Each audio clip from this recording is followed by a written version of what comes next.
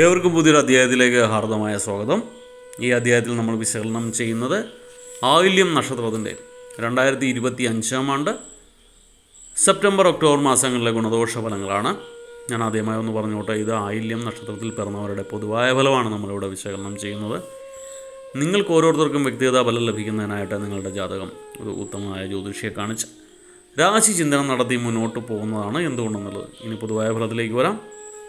ഈ ആയില്യം നക്ഷത്രക്കാർക്ക് 2025 ആണ്ട് സെപ്റ്റംബർ ഒക്ടോബർ മാസങ്ങളിലൊക്കെ കർമ്മരംഗത്തെ പുരോഗതിയുടെ സമയം തന്നെയാണ്. കർമ്മരംഗത്തെ ഗുണകരമായ ഒത്തിരി മാറ്റങ്ങൾ നിങ്ങൾക്ക് നേരിടേണ്ടതായിട്ട് വരും.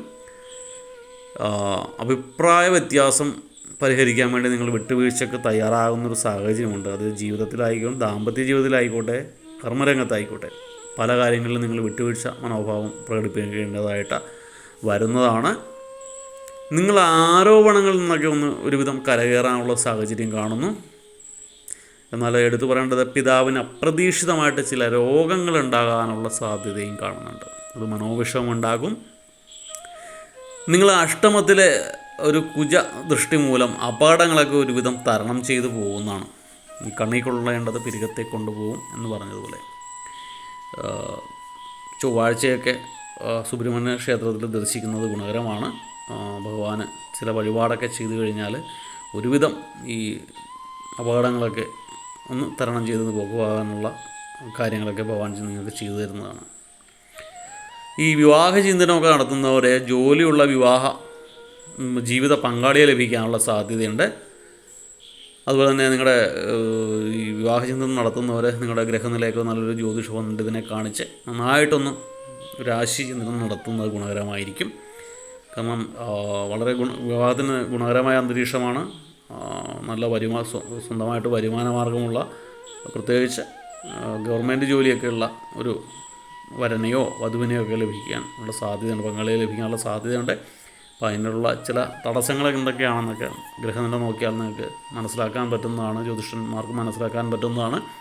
അതിനുള്ള പരിഹാരം ചെയ്തു പോയി കഴിഞ്ഞാൽ ജീവിതം ഊഷ്മളകരമായി മാറുന്നതാണ്. സന്തോഷകരമായിട്ടുള്ളൊരു ജീവിതത്തിലേക്ക് നിങ്ങൾക്ക് ചെന്നെത്താൻ പറ്റുന്നതാണ്. അപ്പോൾ അതിലൊന്നും മറ്റുള്ള രീതിയിലുള്ള ചിന്തകളൊന്നും വേണ്ട.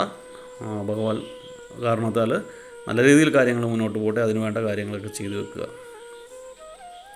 നിങ്ങൾക്ക് ഈ വ്യവസായ രംഗത്തുള്ളവർക്ക് കാലം വളരെ അനുകൂലമായിട്ടാണ് കാണുന്നത്.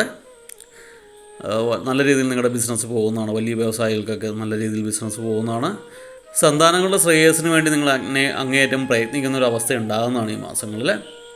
നിങ്ങൾ ദൂരയാത്രകളൊക്കെ ചെയ്യേണ്ടതായിട്ടൊക്കെ വരും. നിങ്ങൾക്ക് മനക്ലേശവും വിരഹവേദനയും ഉണ്ടാകുന്ന സമയമാണ് ഈ സെപ്റ്റംബർ ഒക്ടോബർ മാസം. ചില എന്താ പറയുക, കാമതാക്കളൊക്കെ വേർപിരിയാനുള്ള സാധ്യത കാണുന്നുണ്ട്. ചില ബന്ധങ്ങളൊക്കെ അവതാളത്തിലാകാനുള്ള സാധ്യതയുണ്ട്. അങ്ങനെ കുറച്ച് വേദന ഉണ്ടാകുന്ന സമയമാണ്. വഞ്ചിതരാകാനിടയുള്ളത് കൊണ്ട് എല്ലാ കാര്യത്തിലും നിങ്ങൾ ശ്രദ്ധിക്കേണ്ട ഒരവസ്ഥയുള്ളതാണ്.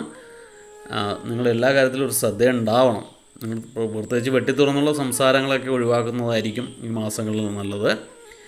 ജീവിതത്തിലെ ഒരു നഷ്ടബോധം നിങ്ങളുടെ മനസ്സിനെ സദാ അലട്ടിക്കൊണ്ടിരിക്കുന്ന സാഹചര്യം ഉണ്ടാകുന്നതാണ്. ഈ ഒക്ടോബർ മാസമൊക്കെ ആകുമ്പോൾ നിങ്ങളുടെ മാനസികമായിട്ട് നിങ്ങൾ വളരെയധികം തളർന്നു പോകും. എപ്പോഴും നിങ്ങളുടെ മനസ്സിലൊരു നഷ്ടബോധം ഫീൽ ചെയ്യും. അത് ജോലി ആയിക്കോട്ടെ, അതല്ല എങ്കിൽ പഴയ പ്രണയബന്ധമായിക്കോട്ടെ, ജീവിത ബന്ധമായിക്കോട്ടെ, അപ്പോൾ എപ്പോഴും നിങ്ങൾക്ക് ആ ഒരു വേദന ഉണ്ടാവും. ചിലപ്പോൾ നമ്മൾ ആഗ്രഹിച്ച പോലെ ആയിരിക്കില്ല കാര്യങ്ങൾ നടക്കുന്നത്. പക്ഷേ ഇത് പ്രപഞ്ചത്തിൻ്റെ രീതിയാണെന്നും നമുക്ക് ഒത്തിരി വേദനകൾ നമുക്ക് ദൈവം തരുന്നത് അതിൻ്റെ പിന്നിൽ നമ്മുടെ മാനസികാവസ്ഥ മാറ്റാനും മനസ്സിനെ നന്നായിട്ട് പാകപ്പെടുത്താനും നമുക്ക് നല്ലൊരു ജീവിതം മുന്നോട്ട് പോകുമ്പോൾ നല്ല രീതിയിൽ നമ്മളതിൽ വിജയിക്കാൻ വേണ്ടിയാണ് നമുക്ക് ഈ വേദനകൾ തരുന്നതെന്ന കാര്യം മനസ്സിലാക്കുക. സന്തോഷം മാത്രം തന്നുകൊണ്ടിരുന്നാൽ നമുക്കൊരു വ്യക്തിയാകാനോ നല്ലൊരു വ്യക്തിത്വത്തിന് ഉടമയാകാനോ സാധിക്കില്ല. ആ ജീവിത പരീക്ഷണങ്ങളിലൂടെ എന്താ പറയുക, എരുതിയിൽ നിന്ന് പറചട്ടിയിൽ വന്ന് അതിൽ കിടന്ന് ഉരുകി മുന്നോട്ട് പോകുന്നവനെ നല്ല പവർഫുള്ളായിട്ടുള്ളൊരു മൈൻഡും നല്ലൊരു ഡിസിഷൻ പവറൊക്കെ ഉണ്ടാവും. അപ്പോൾ അങ്ങനെയുള്ളൊരു വ്യക്തിത്വം ഉണ്ടാവുന്നവനെ ജീവിതത്തിൽ രക്ഷപ്പെടാൻ പറ്റുമോ? അപ്പോൾ അതിനുവേണ്ടിയാണ് നമുക്ക് ദൈവം ഇങ്ങനെയൊക്കെ തരുന്നതെന്ന കാര്യം നമ്മൾ മറക്കരുത്. നിങ്ങളുടെ കൃഷിയൊക്കെ ലാഭകരമായിരിക്കും ഈ സമയങ്ങളിലൊക്കെ. സന്താനങ്ങളുടെ പ്രവർത്തനങ്ങളൊക്കെ മനോദുഃഖത്തിന് ഇടവരുത്തുന്നതാണ്. സന്താനങ്ങൾ നമുക്ക് ചെറിയ വേദനകളൊക്കെ സമ്മാനിക്കുന്നതാണ് ഈ സമയത്ത്. പൊതുരംഗത്ത് ശോഭിക്കാൻ സാധിക്കുന്ന സമയമാണ്. ചില അബദ്ധ ചിന്തകളിലൊക്കെ നിന്നും ആത്മാർത്ഥ സുഹൃത്തിനെ രക്ഷിക്കാൻ നിങ്ങൾക്ക് സാധിക്കുന്ന ഒരു ദൈവത്തിൻ്റെ കരസ്പർശമുള്ള സമയമാണിത്. നിങ്ങൾക്ക് യാത്രാവേളകളൊക്കെ പ്രാർത്ഥന കൈവിടാതെ സൂക്ഷിക്കേണ്ടതാണ്. പ്രത്യേകിച്ച് 2 വീലറിലൊക്കെ സഞ്ചരിക്കുന്ന ഇരുചക്ര വാഹന യാത്രികരൊക്കെ ഉപയോഗിക്കുന്നവരൊക്കെ ശിവഭഗവാനെ ധ്യാനിച്ചിട്ട് മാത്രം യാത്ര തുടങ്ങുക. പ്രത്യേകിച്ച് അമിതവേഗത ഒഴിവാക്കുക. കാലാവസ്ഥയും നല്ലതല്ല, റോഡും നല്ലതല്ല. അപകടങ്ങൾ പതിയിരിക്കുന്ന കാര്യം മറക്കരുത്. എന്തെങ്കിലും പറ്റിയിട്ട് ഭഗവാനെ പഴിച്ചിട്ട് കാര്യമില്ല. മുന്നേ തന്നെ നമ്മൾ ഇതിൽ പറയുന്നുണ്ട്, നിങ്ങൾക്ക് ചെറിയ പ്രശ്നങ്ങളൊക്കെ ഉണ്ടാകാനുള്ള സാധ്യതയുണ്ടെന്ന്. കഴിയാവുന്നതും പബ്ലിക് ട്രാൻസ്പോർട്ട് ഫെസിലിറ്റി ഉപയോഗിക്കുകയായിരിക്കും നല്ലത്. നിങ്ങൾ തീർച്ചയായിട്ടും സൂക്ഷിക്കേണ്ട സമയമാണോ യാത്രകളിലൊക്കെ. നിങ്ങളുടെ കുടുംബത്തിൽ സന്തോഷവും സമാധാനവും ഉണ്ടാകുന്നൊരു സമയമാണ്. നിങ്ങൾ ബന്ധുക്കൾ ശത്രുക്കളാണെന്ന് അറിഞ്ഞുകൊണ്ട് തന്നെ നിങ്ങൾ പലപ്പോഴും അവരെ പരമാവധി സഹായിക്കേണ്ടി വരുന്ന ഒരു സാഹചര്യം വന്ന് പെടുന്നതാണ് ഈ മാസങ്ങളിൽ. അപ്പോൾ ഇത്രയൊക്കെയാണ് നിങ്ങളുടെ അയല്യങ്കാരുടെ ഗുണദോഷ ഫലങ്ങൾ. ഇതിൽ ഗുണഫലങ്ങളുടെ മാറ്റം വർദ്ധിക്കാനും ദോഷഫലങ്ങളുടെ കാഠിന്യം കുറയ്ക്കാനൊക്കെ ആയിട്ട് നിങ്ങൾ എല്ലാ വ്യാഴാഴ്ചകളിലും ദേവീക്ഷേത്രം ദർശിക്കുക. അതുപോലെ തന്നെ ഞായറാഴ്ചകളിൽ സർപ്പ ദൈവങ്ങൾക്കായിട്ട് യക്ഷിയമ്മയ്ക്ക് പട്ടും മഞ്ഞളും പനിനീരും പാലഭിഷേകവും ഒക്കെ ചെയ്യുന്നത് ഗുണകരമാണ്. ദേവീക്ഷേത്രങ്ങളിൽ വ്യാഴാഴ്ചകളിൽ ദേവിക്ക് വെളുത്ത പായസം സമർപ്പിക്കുക. രാവിലെ നിർമ്മാല്യത്തിന് കരിക്കും വെള്ളത്താൽ അഭിഷേകം ചെയ്യുന്നതൊക്കെ ഗുണകരമാണ്. വെളുത്ത പട്ട് ദേവിക്ക് സമർപ്പിക്കുന്നതും ഗുണകരമാണ്. പിതാവിൻ്റെ രോഗത്തിന് വേണ്ടി ശിവക്ഷേത്രത്തിൽ മൃത്യുഞ്ജയ ഹോമം, പുഷ്പാഞ്ജലിയൊക്കെ പിതാവിൻ്റെ നാളും പേരും പറഞ്ഞിട്ട് തിങ്കളാഴ്ചകളിൽ കഴിക്കുന്നത് നല്ലതാണ്. ഇത്രയൊക്കെ ചെയ്തു കഴിഞ്ഞാൽ കാലം ഒരുവിധം അനുകൂലമായിട്ട് മാറുന്നതാണ്. എല്ലാവർക്കും വീഡിയോ ഇഷ്ടപ്പെട്ടു എന്ന് വിചാരിക്കുന്നു. വീഡിയോ ഇഷ്ടപ്പെട്ടാൽ ലൈക്ക് ചെയ്യുക. തുടർന്നുള്ള മാസങ്ങളിലെ വീഡിയോ കൃത്യമായി ലഭിക്കുന്നതിനായിട്ട് ചാനൽ സബ്സ്ക്രൈബ് ചെയ്തിട്ടില്ല എങ്കിൽ സബ്സ്ക്രൈബ് ചെയ്യുക.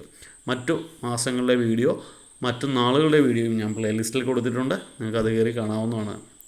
അപ്പോൾ എല്ലാവർക്കും ഒരിക്കൽ കൂടി നന്ദി പറഞ്ഞുകൊണ്ട് നിർത്തുന്നു. നന്ദി, നമസ്കാരം.